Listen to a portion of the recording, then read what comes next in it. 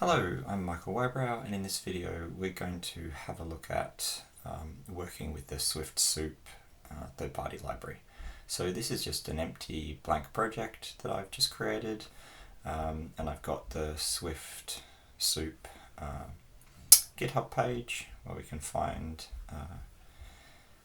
this information. Also, this is available through the Swift package manager, so it's going to be easy to install. There's a few examples down here. I can probably make this a bit bigger. Okay, so let's find something to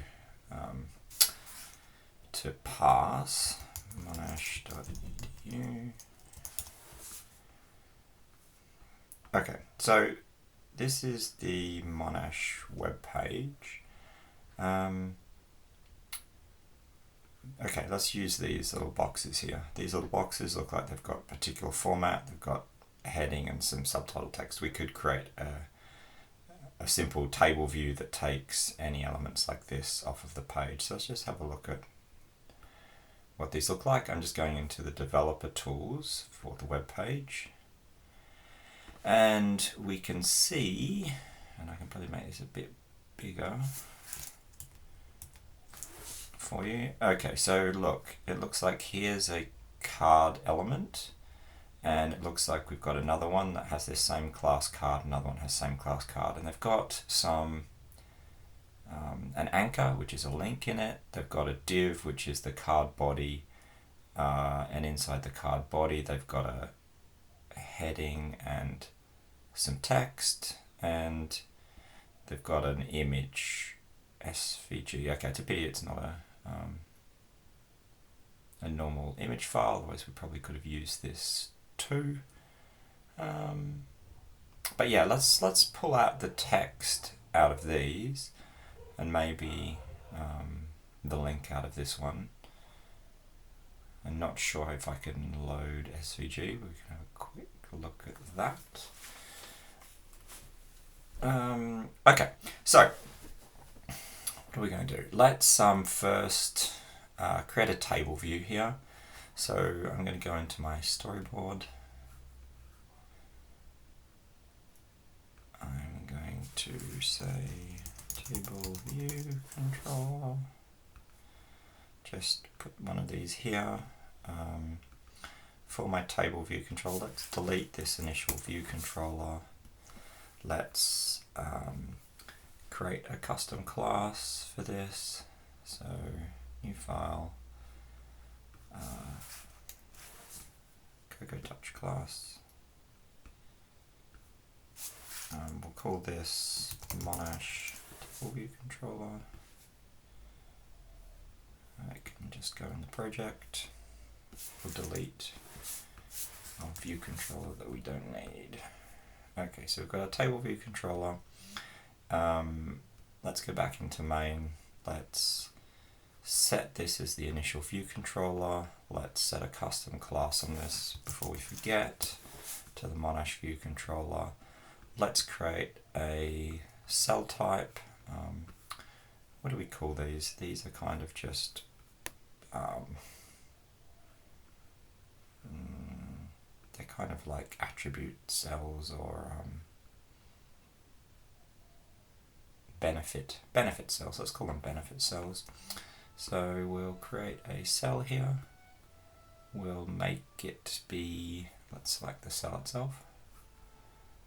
Let's set this title to be subtitle, and the reuse identifier to be benefit cell.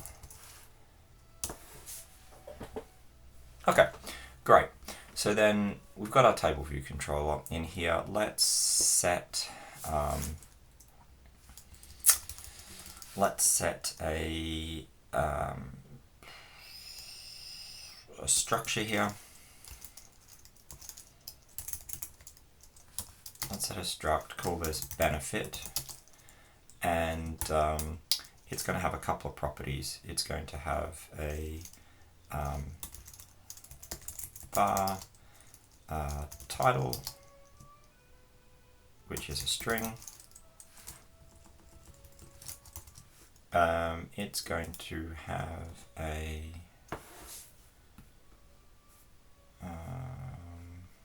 what we call this a description.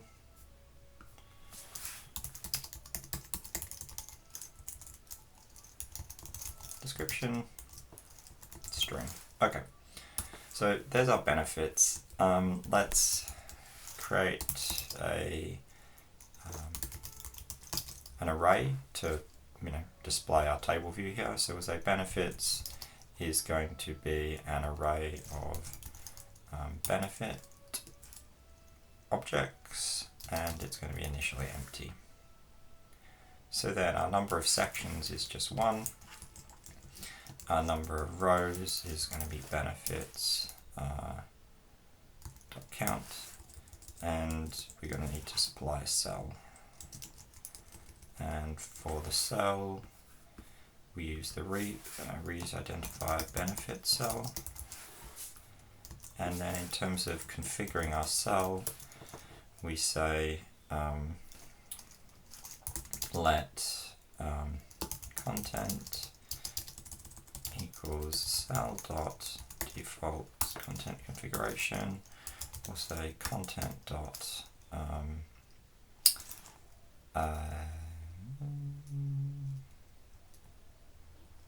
so we've got detail and we've got text. So we say text is equal to the our benefit. So that benefit is equal to benefits index path.row. This all should be super familiar to you. We're not doing anything crazy and new we haven't done before. Benefit dot title, and then content dot what's the secondary description here? Text or description? No, we want secondary text is equal to benefit dot description, and then we want to set this on the cell. So content configuration equals content. Okay, so I think we should have, if we run this,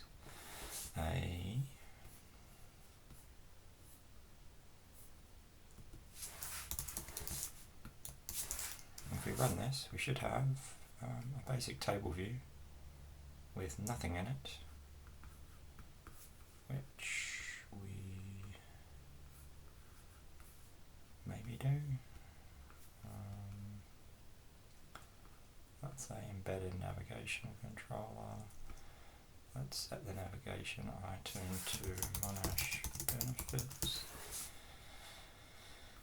And let's just check this runs.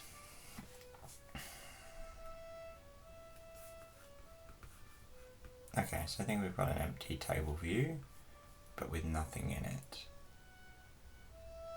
Right, so next thing to do.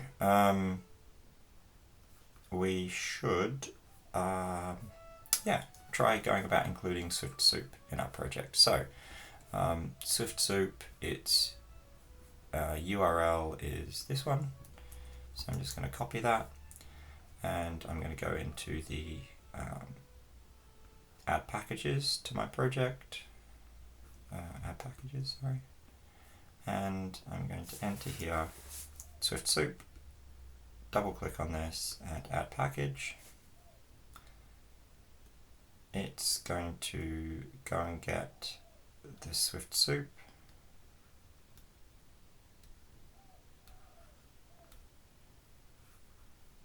And I add a package for this.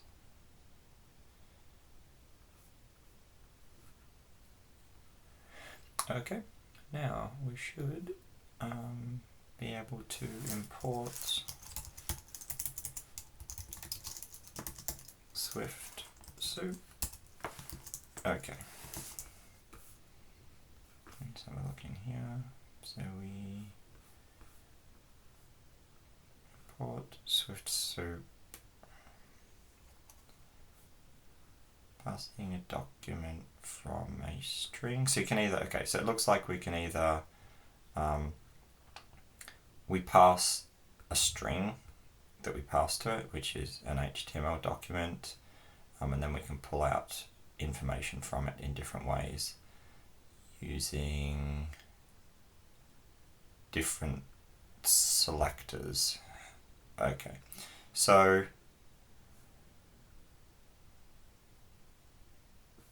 pass a document from a string, passing a document body.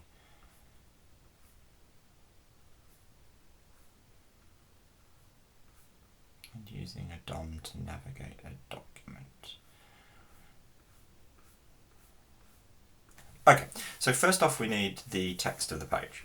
So how are we going to do that? Let's get the URL of the page, which is just this, and let's load this here. So let's go, in our view did load, let's create a task, and in this task we'll do catch block. So we're going to do some asynchronous code. For the moment, I'm just going to say fatal error and give error.localize description. We'll have a quick look at that if there's a problem. And in here, I'm going to say let data equals, oh, okay, let's start with the URL. So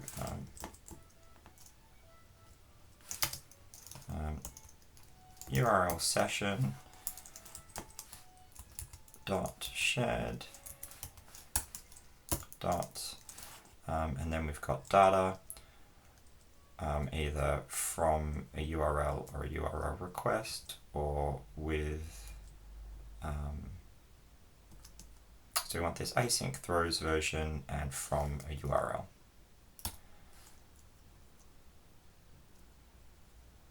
Okay, so we can give our URL, which is going to be Monash URL. We can leave the delegate bit off, and this is our async one. So we say try because it can throw, and we'll say await, and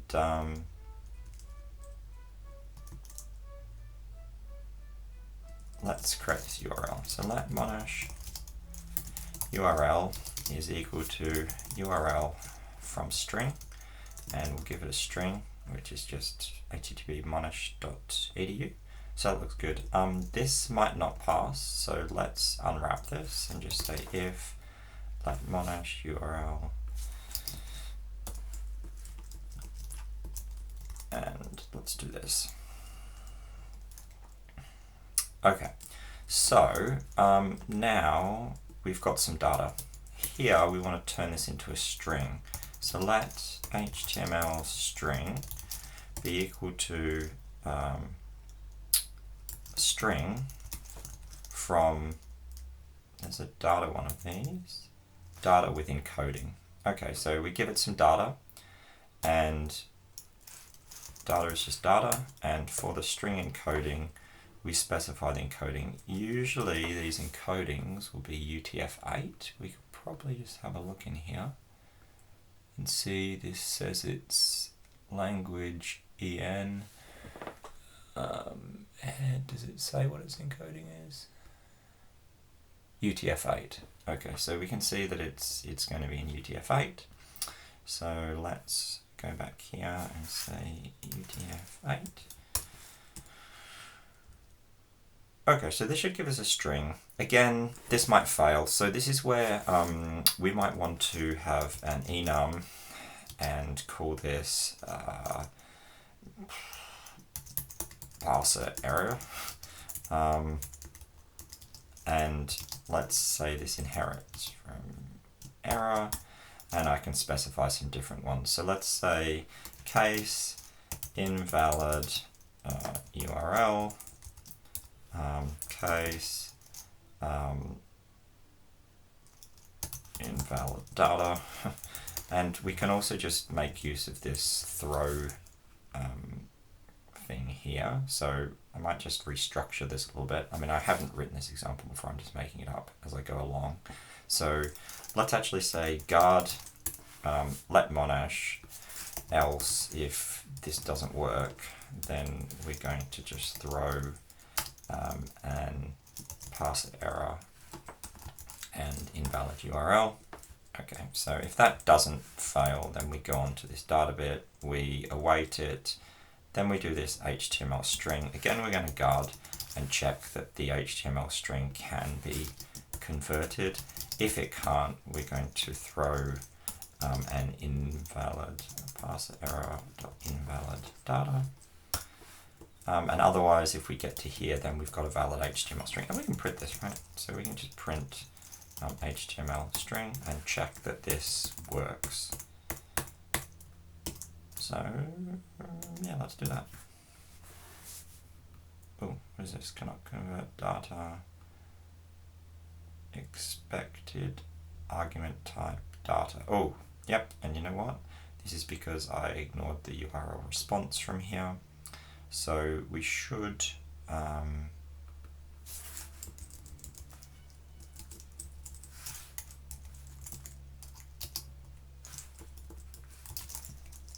so this is getting the data and the URL response. Let's just run this and have a look. Again, I should check the URL response, but for the sake of simplicity here, oh, you can see, there you go. That's the HTML of the page. So that looks good. Let's try the SwiftSoup stuff. So what do I need to do for SwiftSoup? I need to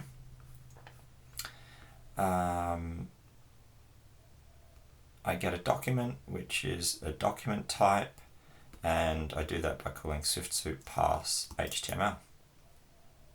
Looks good. And then we can get the document text if we want. So great. Let's try it. So SwiftSoup parse, and I give it HTML string. Okay, well, that seems good. Let's have a look. Let's see if it runs. And it does, and I see the HTML. So my SwiftSoup parser thing worked here. All right, so let's next see what we could do with this. So extract text attribute HTML elements. What are some examples of things we do here?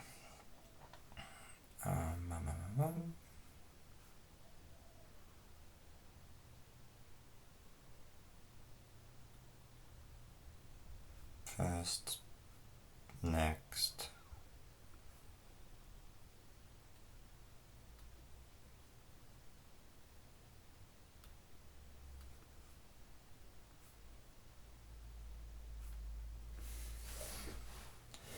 Okay, well, let's start by just it looks like we can select certain things, and it uses the sort of CSS selectors. So there's something like this would select all link elements within the page, and then you can do something like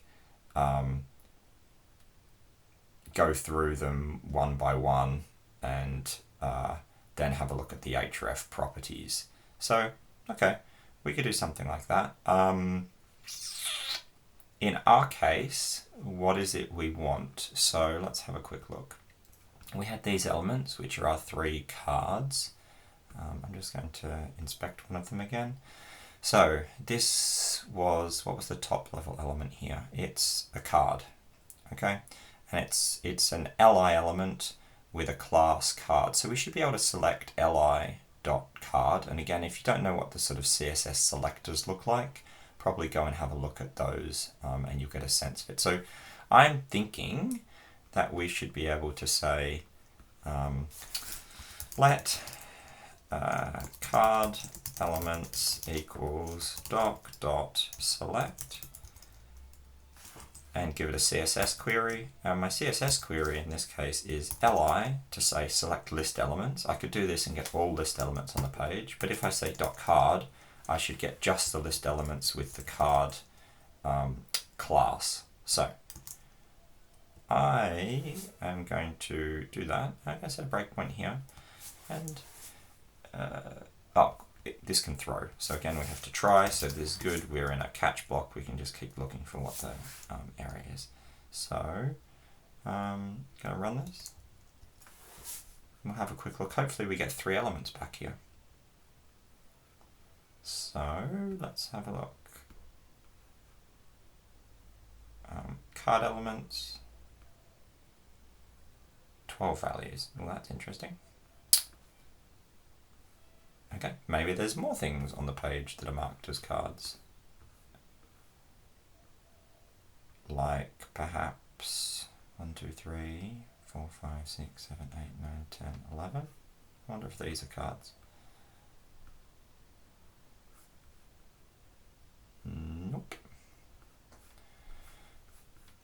I wonder if something inside these cards is also Li card. And this is where you have to understand the HTML a bit and get a sense of exactly what it is what the structure of the thing that you're parsing is. So we've got Li card. I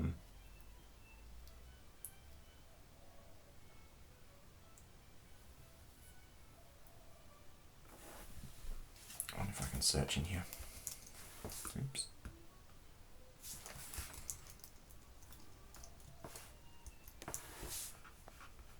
Oh yeah.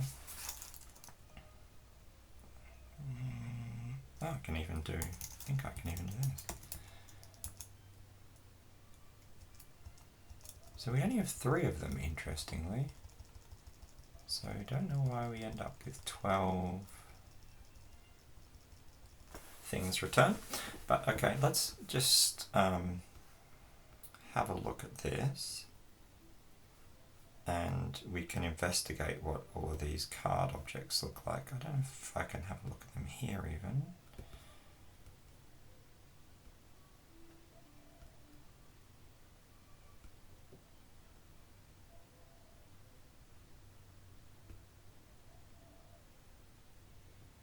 So this has a text node.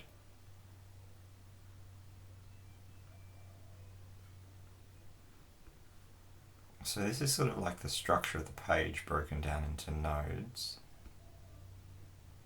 Do you know what we can do? Let's we can ask it just for the containing text in each of these. So we could do something a bit like what is on the SwiftSoup page here. And we could say for each of the elements in my array, then do something. So let's do that.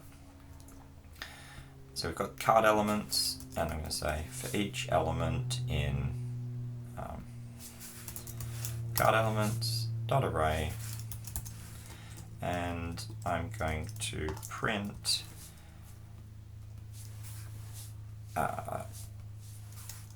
element dot, and I think I can say text, which just gives me all of the text that's contained within this. And in this case, I'm just going to try and do that because that can fail as well.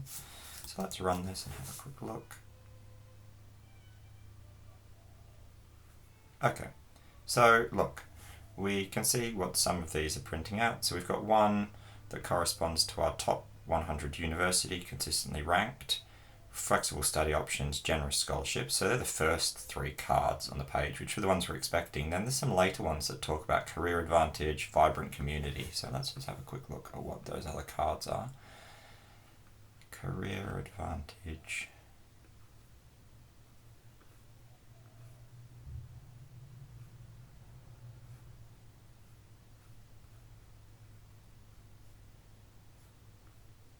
I wonder if they're under view more articles or something.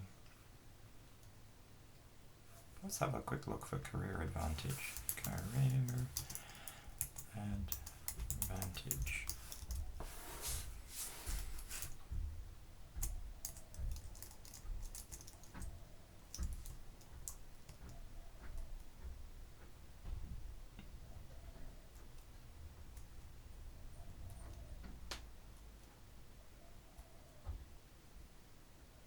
Expand your career options. Expand your career options. So this was career advantage. vibrant community, generous scholarships. I mean, why don't I search for generous and just see if I can find this?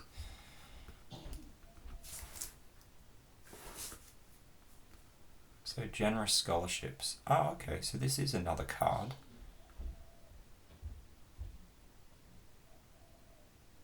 Oh, it's under... Oh no, okay, we had flexible study options, generous scholarships. And then what were the other three? Flexible study, generous scholarships, career advantage, generous scholarships, a wide scholarship, generous scholarships. So some of these look like they're repeated. I don't understand why that is exactly. I can't see these ones where they are on the page, which is intriguing. But maybe when we're in the browser, we get served one version, and from the app we're getting served something slightly different. Anyway, let's print them out and see what they look like. It looks like they all have text associated with them, and it might be something weird like some of these get hidden from view, though they are actually in the code here. All right. So what do we want to do in each of these? I can have a little bit of a look at how they're structured. So inside here we have a card element. Inside there is a card body, and inside here there is something with a class card heading and another one called card text. So this is a heading 3, card heading, and a paragraph that has card text. So I can have a little bit of a look at if I can load these. So what this would look like would be an H3 element that was card heading. So we could say something like let heading equals, and I would give it the element, and then from this I can further select within inside this element, and I can say I want an H3 that has the class and say card heading. So let's copy this out of here. And you can also walk through these, and each of these, if you want to have a look, like element has a set of attributes where you can ask for an attribute by a particular key, get its value. You can also get a list of attributes, which is get attributes, and it returns a set of attributes and you can look at them. So you can sort of like walk through this whole tree, and then each of them has siblings, so children. So you can look at the child nodes. It's basically like a tree, and you can walk down the whole thing if you want. But in our case, we're just going to skip and select out a something. So in this case, we'll get this. Again, select returns an array of multiple things. So we can say first and get just the first one. And you can see this is an optional, so it might be nil if there is none of these.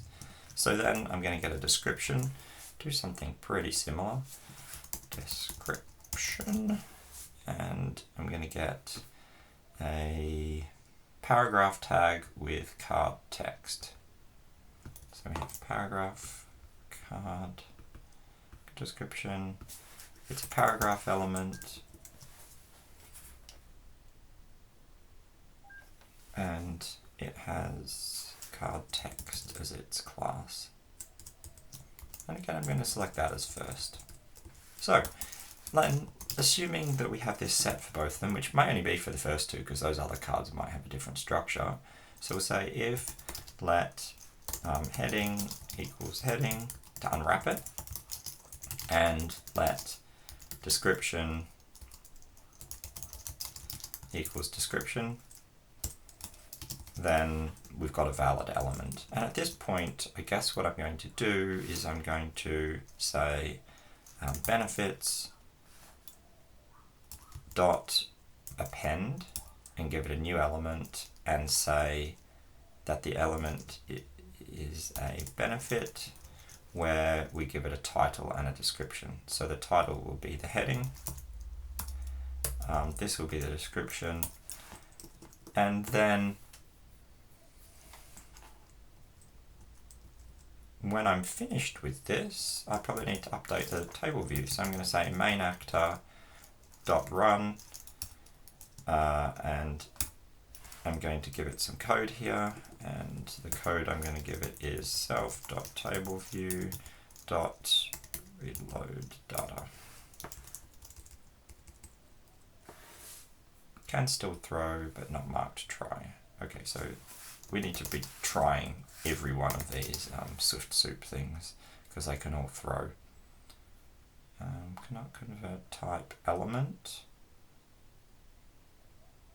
Oh yeah, this is just an element. So we say first, and then we can say dot text. And you know, if it doesn't have any text, it will just be nil anyway. So these should just both be strings now. This will be main actor run, but we need to await it. And I could run this, and hopefully, oh, amazing, look at this. Okay, so we've got a bunch of different things loaded here. We've got a top 100 university, flexible study options, generous scholarships, career advantage, vibrant community, generous scholarships. Let's have a look at this global community. Let's having a quick look and seeing where this actually is. Global community. Global challenges. Okay, so this will be something that's displayed somewhere on the page but collapsed, and it might be that you have to click, you know, find out more. I don't know if this will go to another page or just expand, or whether if we expand these we see where it actually is. Anyway, that's quite successful. We've pulled that information off there. Let me see if I can grab the for each of these elements. Again, I guess I could print so I'm printing the element text here, aren't I? But can I just print the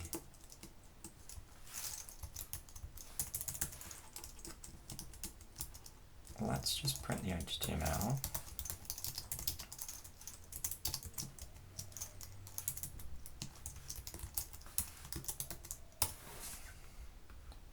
Just because I'd like to see where this kind of vibrant community bit came from. So I'm just going to search in here, vibrant community. Okay, so this is definitely another card. It's inside another list. Vibrant community. We have, it's the same structure, so card heading, card text.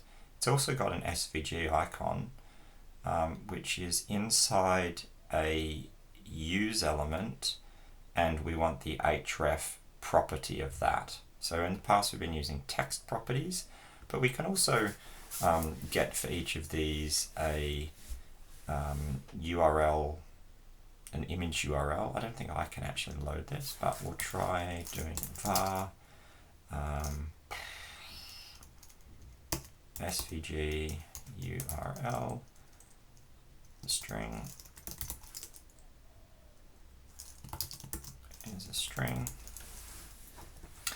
and I guess what I'm going to do here is I'm going to say let SVG URL string be equal to try. I'm going to get element, I'm going to say select, I'm going to select a use element because I think there's only one in each of these. I'm going to say first, and then from that I'm going to say attribute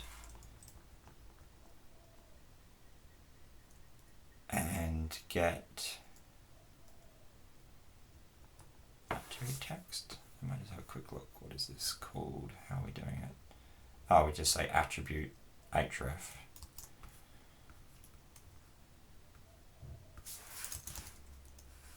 attribute href.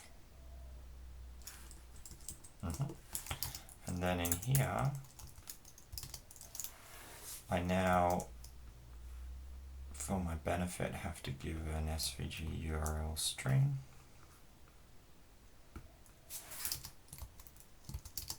And give this, which probably have to do in here, and say let SVG URL string is this, and then give this.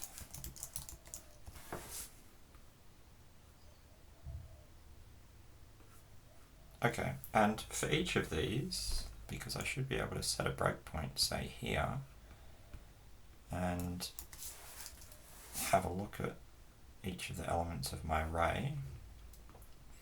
And now I have under self benefits, I have an array here with 12 values, which is my benefits array. And in here we can see that just here we've got a URL that is an icon spreadsheet SVG for the university, and I can pick one of these ones and see that this one says generous scholarships and has an SVG one for the scholarship. So you can see the kind of way that we can pass this information. Obviously, a bit like when we were doing Codable with JSON parsing, if you have one of these things that is optional, it's only in some elements but not another, I could deal with that. And how I would deal with that is I could just make this be an optional string, and it could be nil or not, and then when I try parsing it, I could say try this, and if it failed to find this element, it would just be nil and it would set its value to nil. It wouldn't catch it and stop running, so it would happily just carry on. So they're the ways we can deal with that. I'm just going to take this code and put it up on Moodle like this, so hopefully this has been a good little introduction to using SwiftSoup. Thanks for watching.